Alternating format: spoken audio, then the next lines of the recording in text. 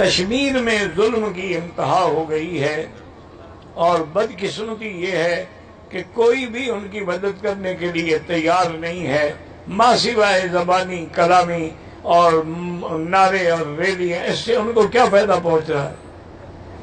ان کی مدد کر سکتے ہیں اور کر سکتے ہیں مسلمان اگر اکٹھے ہو جائیں اور کافر حکومت سے بائیکاٹ کر لیں، یعنی ترک تعلق کر لیں، ترک معاملات کر لیں، ترک موالات کر لیں، تو ایک مہینہ بھی ہندو برداشت نہیں کر سکتا۔ لیکن جب ہم ان کے ساتھ بڑھ بڑھ کے آگے بڑھ رہے ہیں تو وہ بھی ظالم میں ظلم کی انتہا پر ہیں۔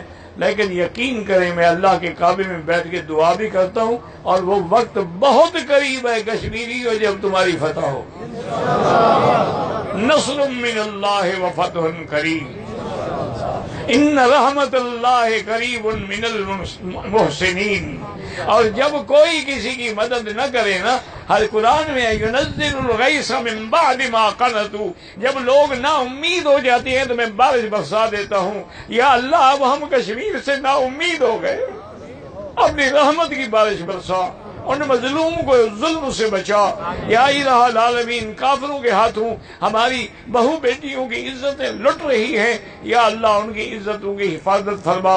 یا اللہ اب تو ان کی عزتوں کا رکھوالا کوئی محمد بن قاسم بھی نہیں ہے جو عزت کی حفاظت کر سکے، لیکن آپ تو قادر ہیں۔ ان اللہ علی کل شیء قدیر۔ من مکہ حبیبی نور سطع المدینہ۔